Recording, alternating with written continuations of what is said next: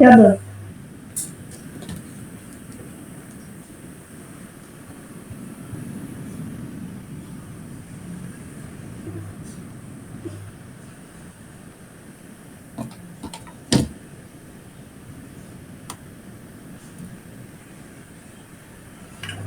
Assalamualaikum warahmatullahi wabarakatuh. Selamat pagi Bapak Ibu dosen beserta teman-teman yang lainnya. Pertama-tama marilah kita panjatkan puji syukur kehadirat Tuhan Yang Maha Esa karena telah memberikan rahmat, kesehatan, dan keselamatan sehingga kita dapat berkumpul di rumit kali ini.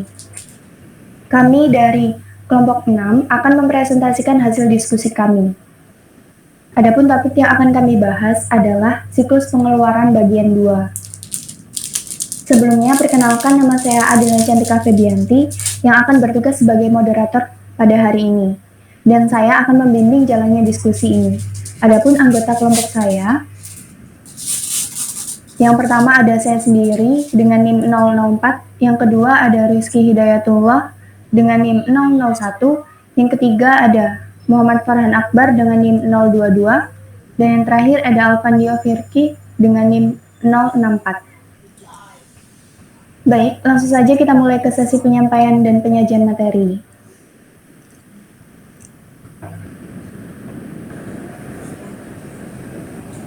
Gambaran umum aktivitas penggajian. Pemrosesan gaji pada kenyataannya merupakan sistem pembelian kasus khusus. Secara teori, cek gaji dapat diproses melalui sistem utang usaha dan pengeluaran kas reguler. Namun, karena beberapa alasan kepraktisan, pendekatan ini memiliki sejumlah kekurangan, yaitu yang pertama, perusahaan dapat mendesain prosedur pengeluaran umum yang diterapkan untuk semua pemasok. Akan tetapi, prosedur penggajian sangat berbeda antar karyawan. Kekurangan yang kedua, penulisan cek kepada karyawan memerlukan pengendalian khusus. Penipuan pembayaran gaji lebih mudah ditutupi ketika cek gaji dikombinasikan dengan cek untuk kegiatan dagang. Dan yang terakhir, prosedur pengeluaran umum didesain untuk mengakomodasikan arus transaksi yang relatif lancar. Perusahaan bisnis secara konstan membeli persediaan dan pengeluaran kas untuk para pemasok.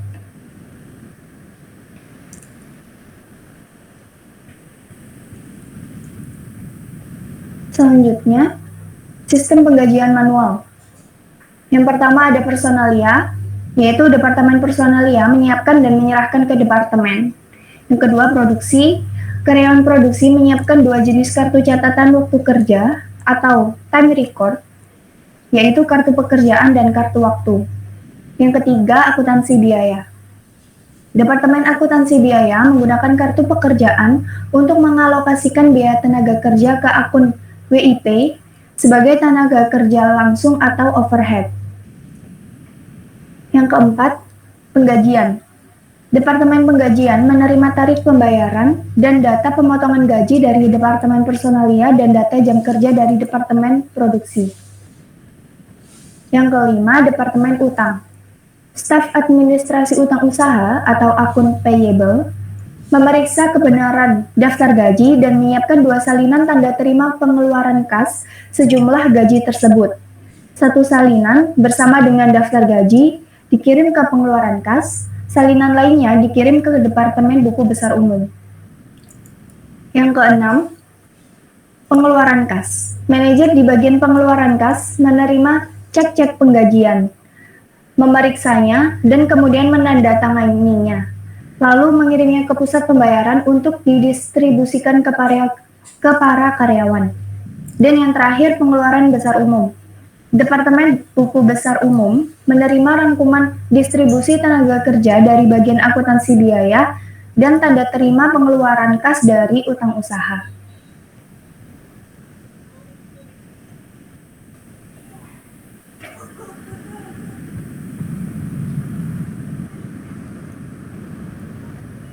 Pengendalian penggajian. Yang pertama ada otorisasi transaksi, yaitu berguna untuk mencegah penipuan penggajian dengan mengidentifikasi karyawan yang diotorisasi. Selanjutnya ada pemisahan tugas. Fungsi penjagaan waktu harus dipisahkan dari fungsi personalia. Departemen personalia memberikan informasi tarif pembayaran ke bagian penggajian untuk karyawan yang dibayar per jam. Selanjutnya supervisi. Pada supervisor harus mengamati proses ini dan merekonsiliasikan kartu waktu dengan kehadiran aktual. Selanjutnya, ada catatan akuntansi. Jejak audit untuk penggajian meliputi dokumen-dokumen, yaitu yang pertama kartu waktu, kartu pekerjaan, dan bukti kas keluar.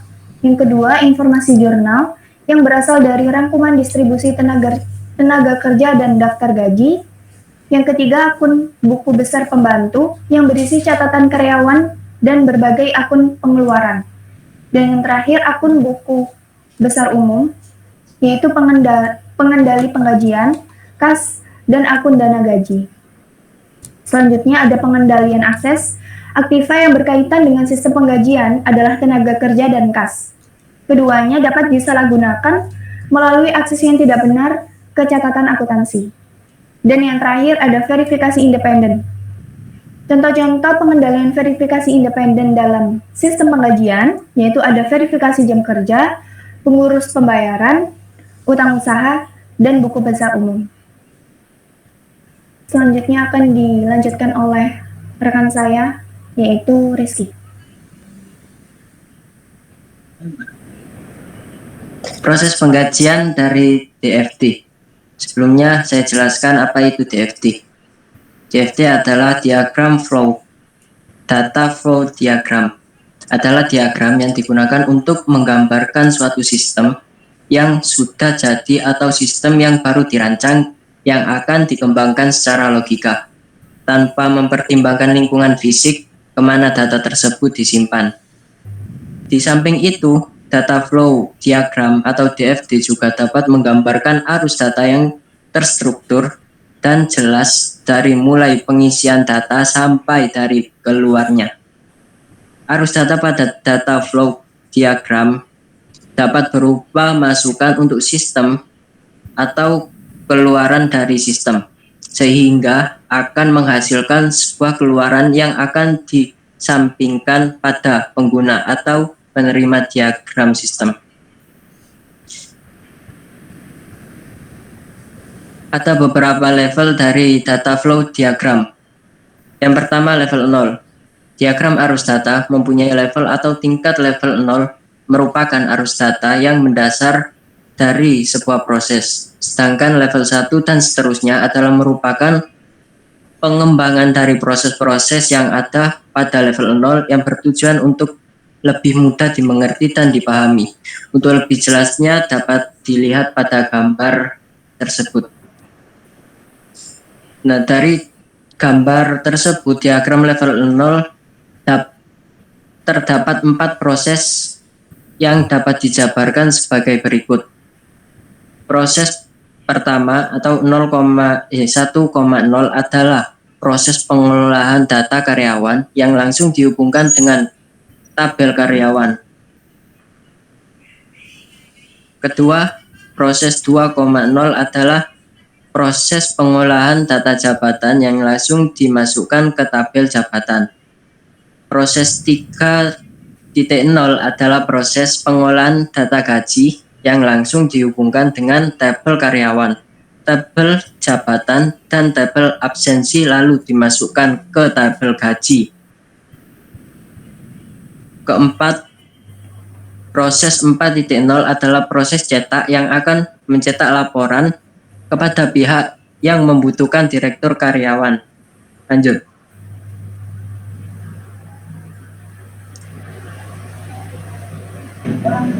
Oke.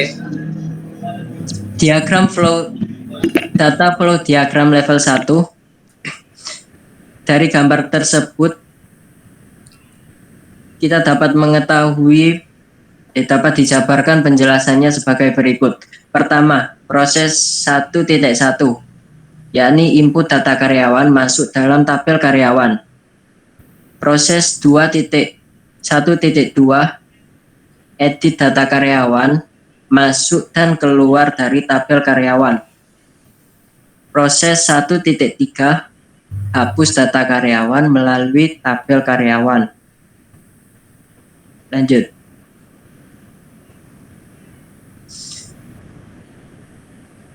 Yang ketiga, DFT level 2. Dari DFT level 2 dapat dijabarkan penjelasan sebagai berikut.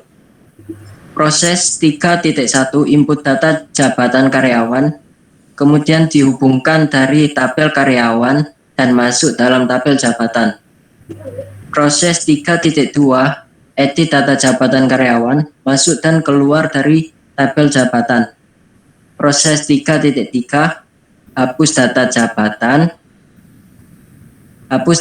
jabatan karyawan melalui tabel jabatan. Lanjut. DFT level 3.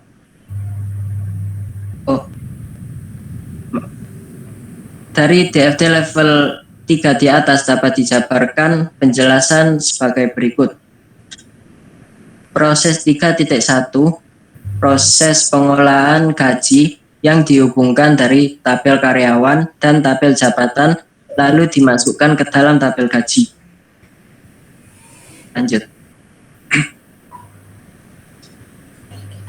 Selanjutnya DFT level 4. Proses pertama atau 4.1 proses cetak laporan karyawan yang dihubungkan dari tabel karyawan dan tabel jabatan diberikan ke pemimpin. Proses 4.2 proses cetak laporan penggajian yang dihubungkan dari tabel gaji dan diberikan ke pimpinan, lalu slip gaji diberikan ke karyawan. Selanjutnya akan dibahas oleh Farhan.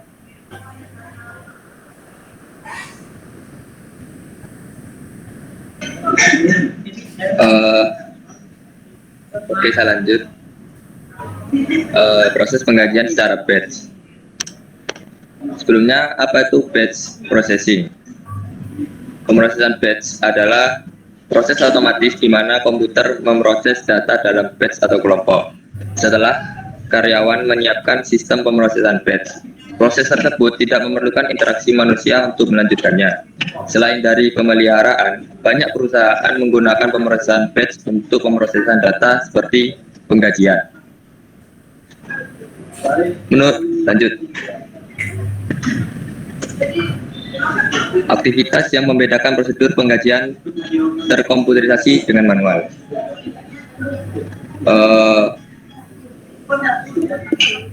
Yang menurut Krisnaji, batch processing adalah prosedur penggajian cocok diproses secara kelompok. Sebab cek gaji dicatat secara periodik dan sebagian besar karyawan digaji pada tanggal penggajian sama. Sistem ini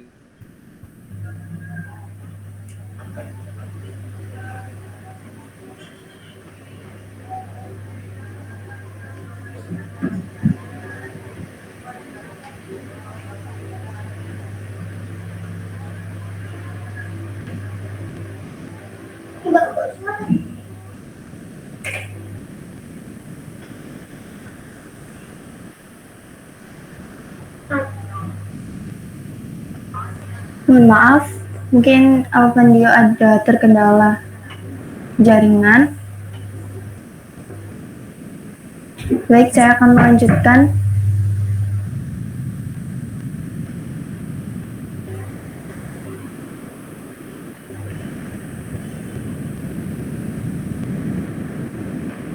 Aktivitas yang membedakan prosedur penggajian terkomputerisasi dengan manual.